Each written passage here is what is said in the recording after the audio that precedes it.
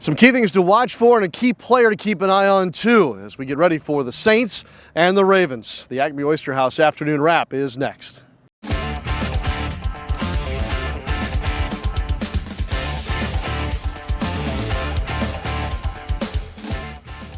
We are just 2 days away from the next big game for the New Orleans Saints.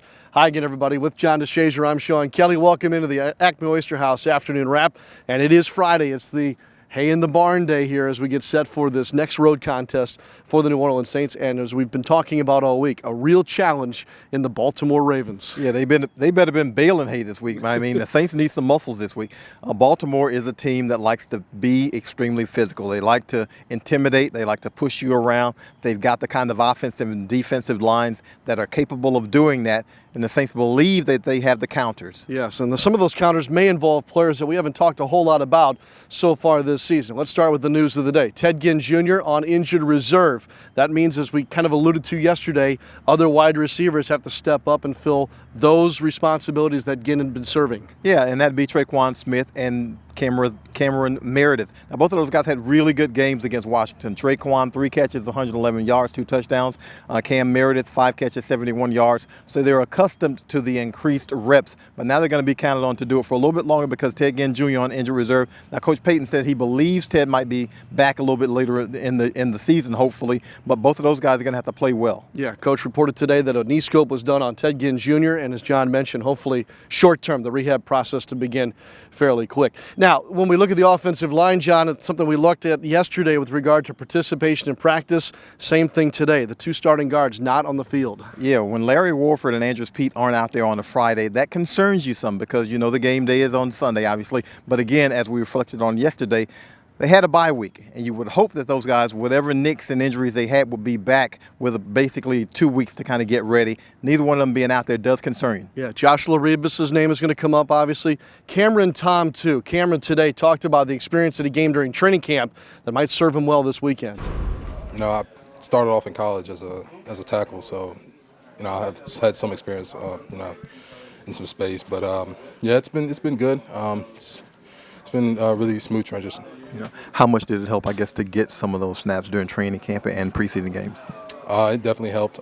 You know, it's always a possibility. You got to be able to play multiple positions. So, you know, definitely the reps in training camp and in preseason for sure helped that. Of course, Cameron Tom and Josh Laribas and anybody who lines up and gets into a 3-point stance for the Saints offensive line had better keep an eye on Mr. Suggs on Sunday afternoon. My goodness. I mean, he's been coming off that corner like a bandit for years and years, has not slowed down. I think he's about 36 years old, and he still is able to bring the heat with him. He's got 4.5 sacks this season. Yeah, a guy similar in age and, of course, in tenure is Drew BREES. We talked about his defensive counterpart today. He's the ageless wonder. You know, he's played a long time and done it at a really high level and such a physical position too. You know, outside linebacker, very much a pass rusher, but really good in all phases. You know, a very smart, instinctive player. You don't play that long or that well unless you know you've got a great feel for the game. And obviously, he's a real pro. Okay, John, couple of things that we probably should keep an eye on this weekend. And I'm not talking about players. We've covered some of those already. But 2 aspects of the game.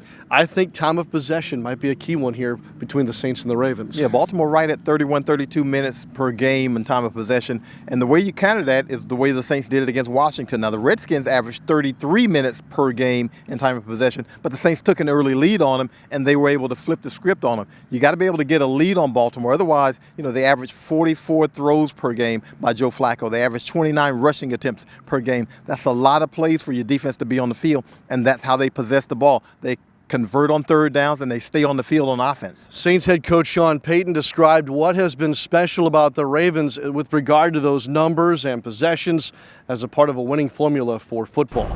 Their time of possession has been real good.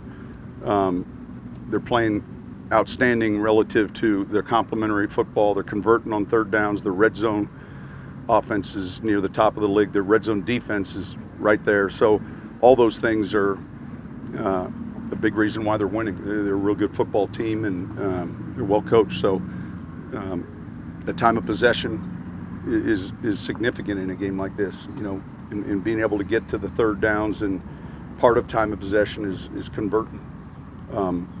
So the situational football is significant.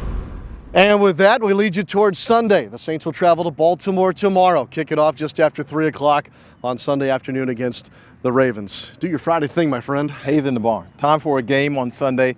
Saints first place 4-1. Baltimore first place 4-2. So somebody's going to leave out of that game pretty happy. Yeah, no doubt. And I think probably a huge start to a brutal stretch coming up for the Saints in this schedule. Full coverage throughout the weekend at NewOrleansSaints.com and on your Saints mobile app. John DeShazier will be with the football team. We'll be right back here with you next week for another edition of the Acme Oyster House Afternoon Wrap.